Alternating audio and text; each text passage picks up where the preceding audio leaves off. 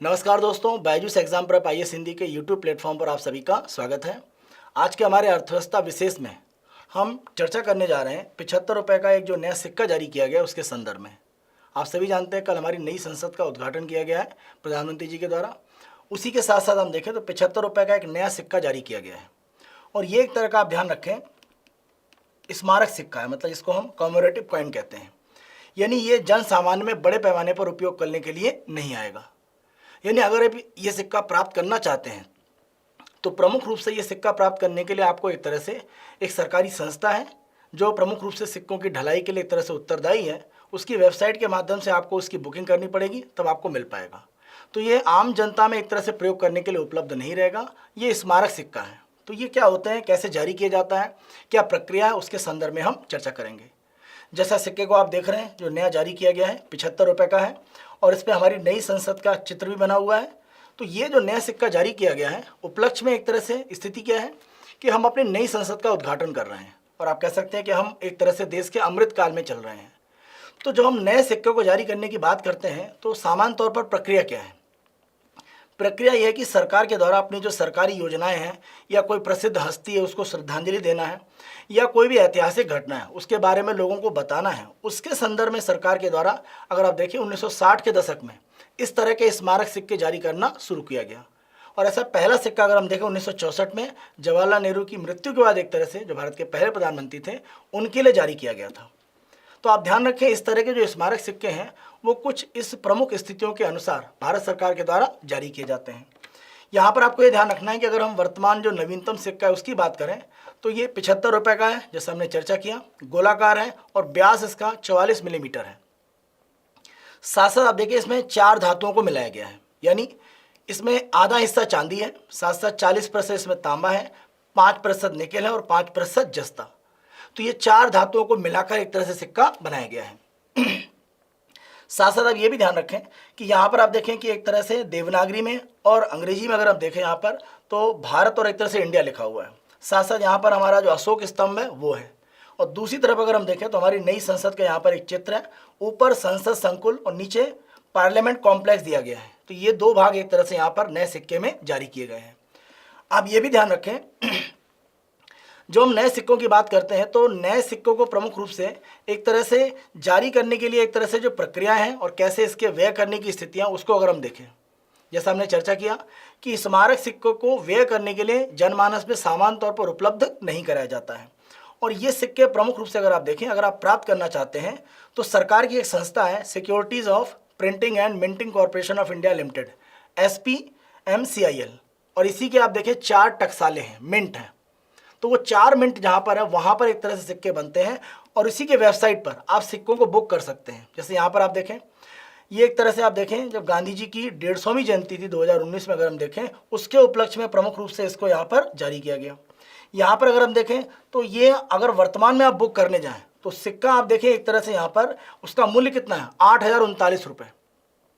ये अगर हम सुभाष चंद्र बोस की याद में जो स्मारक सिक्का जारी किया गया था उसको अगर आप SPMCIL की वेबसाइट पर देखें तो ये 4,243 रुपये का है। तो ये सिक्के जो कह सकते हैं सिक्कों को इकट्ठा करने के शौकीन हैं या सिक्के एक तरह से रखना पसंद करते हैं वो प्रमुख रूप से लेते हैं। तो इस तरह के स्मारक सिक्के पब्लिक में बड़े पैमाने पर उपयोग करने के लिए नहीं होते हैं, ये संग्रह के लिए प्रमुख रूप से रहते हैं। और सामान्य तौर पर इसमें जो धातु उपयोग की जाती है उनका जो मूल्य होता है वो सामान्य बाजार मूल्य की स्थिति में काफ़ी कम रहता है। यानी जितना सिक्के का मूल्य दिया जा रहा है उसकी तुलना में आप देखें वो धातु उतनी नहीं लगी होती है। जैसे ये जो 75 रुपये का सिक्का है इसमें आप देखें आधा हिस्सा एक तरह से क्या है, चांदी का है। तो सिक्के का जो मूल्य है वो वास्तविक रूप में वही है, वो एक तरह से नहीं है। क्योंकि माना यह जाता है कि जो सिक्के का वास्तविक मूल्य आप देखें जैसे 100 रुपये का सिक्का या 150 रुपये का है, लेकिन आप देखें यहाँ पर अगर हम SPMCIL की वेबसाइट देखें तो 8,000 रुपये से ज़्यादा में आपको इसको मिल रहा है। तो वास्तविक मूल्य से ज़्यादा में क्यों मिल रहा है? क्योंकि ये केवल एकत्र करने या संग्रह करने के लिए एक तरह से उपयोग किया जा रहा है। ये वास्तविक रूप में बड़े पैमाने पर उपयोग नहीं किया जाएगा। अगर हम भारत में सिक्कों के संदर्भ में देखें तो सिक्कों की प्रक्रिया ये कहती है कि भारत में जो कॉइन एक्ट है 2011 का, ये केंद्र सरकार को अलग अलग मूल्य के जो सिक्के हैं उनको एक तरह से ढालने और एक तरह से बड़े पैमाने पर बाजार में डालने के लिए अधिकृत करता है। आप ये ध्यान रखें कि सिक्कों के संदर्भ में प्रमुख रूप से आरबीआई की जो भूमिका है वो ये है कि जब भी किसी भी तरह का सिक्का जारी होता है तो बड़े पैमाने पर जनता में एक तरह से जारी करने की प्रक्रिया है। जैसे अगर सामान्य सिक्का है तो वो एक तरह से आरबीआई के माध्यम से होगा, क्योंकि आरबीआई बैंकों के माध्यम से हमारे पास तक इसको उपलब्ध कराएगी, तो वो प्रक्रिया आरबीआई के द्वारा संचालित की जाती है। तो आपको ये ध्यान रखना पड़ेगा कि यहाँ पर जब बड़े पैमाने पर जारी करने की बात आएगी तो आरबीआई का नाम आ जाता है, लेकिन सिक्के जारी करने की प्रक्रिया एक तरह से भारत सरकार के हाथ में है, जिसे हम कॉइनेज एक्ट 2011 के माध्यम से देखते हैं। यहाँ पर अब ये भी ध्यान रखें कि सरकार की तरफ से अपनी पसंद के अनुसार सिक्का तो जारी किया जाता है, अगर कोई थर्ड पार्टी है, कोई तीसरा पक्ष है, अगर वो अनुरोध करता है तो सिक्का जारी हो सकता है। जैसे अगर हम 2017 में देखें तो यहाँ पर अगर हम देखें तो प्रसिद्ध एक अभिनेता और प्रसिद्ध राजनीतिक स्वर्गीय एमजीआर यानी एमजी रामचंद्रन, उनकी याद में सिक्का जारी करने के लिए अनुरोध किया गया था एक संस्था के माध्यम से।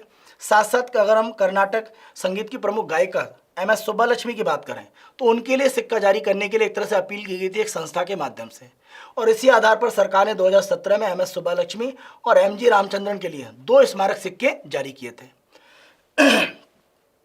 तो आप यहाँ पर यह ध्यान रखें कि तीसरा पक्ष जो है, जो थर्ड पार्टी है, उसके माध्यम से भी अगर अपील सरकार के पास आती है, सरकार के पास अनुरोध आता है, तो सरकार इस तरह के सिक्के जारी कर सकती है। ये आप जरा ध्यान रखें।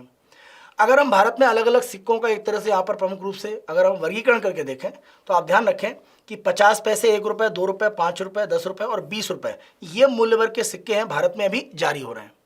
इसमें आप देखें 50 पैसे से लेकर यानी 50 पैसे तक के जो सिक्के हैं, जैसे 25 पैसे, 10 पैसे, वह प्रमुख रूप से बड़े पैमाने पर उपयोग में नहीं है, लेकिन 50 पैसे तक के जो सिक्के हैं उनको छोटे सिक्के या एक तरह से माइनर कॉइन कहा जाता है, और 1 रुपये या उससे अधिक का जो सिक्का है उसको रुपए सिक्के या रुपी कॉइन के रूप में जाना जाता है। तो 2 कैटेगरी बनती है, छोटे सिक्के और रुपी सिक्के, तो वो जरा आप ध्यान रखें।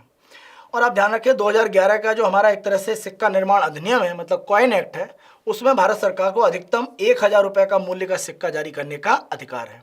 जैसे हमने चर्चा किया था कि प्रमुख रूप से भारत में 4 मिंट है, मिंट जहाँ पर सिक्के एक तरह से बनाए जाते हैं, जिनको हम टकसाल भी कहते हैं। तो ये 4 आप देखें मुंबई, कोलकाता, नोएडा और हैदराबाद है। और अगर आप ये पता करना चाहते हैं कि सिक्का किस मिंट या टकसाल से आया है, तो आप ध्यान रखें कि जो भी नंबर होता है, जो सिक्के पर एक तरह से वैल्यू होती है, उस संख्या के नीचे ही, जैसे मुंबई से अगर टकसाल से बना है तो डायमंड यानी एक तरह से एक डायमंड का साइन होगा, अगर कोलकाता से है तो कोई निशान नहीं होगा, नोएडा से है तो एक डॉट का साइन इस तरह से बना होता है नीचे की तरफ में, और अगर हैदराबाद से है तो इस तरह का स्टार आपकी संख्या के नीचे बना होगा। तो इसके अनुसार आप पता कर सकते हैं कि सिक्का किस टकसाल से प्रमुख रूप से बना हुआ है। तो सिक्कों के संदर्भ में ये अलग अलग जो तथ्य हैं वो आपको ध्यान रखने हैं। ये पब्लिक यूज़ के लिए नहीं है, ये स्मारक सिक्के हैं, और किसी भी कह सकते हैं व्यक्ति या कोई घटना ऐतिहासिक है या सरकार की कोई योजना है, उसके लिए सरकार ये जारी करती है। साथ साथ तीसरे पक्ष की भी यहाँ पर एक तरह से मदद ली जा सकती है, यानी अगर वो सरकार से अनुरोध करते हैं तो सिक्का जारी हो सकता है। अपनी चर्चा के आधार पर एक हम प्रारंभिक परीक्षा का प्रश्न भी देख लेते हैं। हाल ही में घोषित 75 रुपये का स्मारक सिक्कों के संबंध में निम्नलिखित कथनों पर विचार करें। पहला, यह 75 रुपये मूल्य वर्ग का पहला ऐसा स्मारक सिक्का है। देखिए, पहला नहीं, इस तरह का स्मारक सिक्का पहले भी सबसे पहले 1964 में जारी हो चुका है और कई इस तरह के सिक्के जारी हुए हैं, तो ये गलत है। दूसरा, तीसरे पक्ष के अनुरोध पर सरकार ऐसे सिक्कों की ढलाई कर सकती है।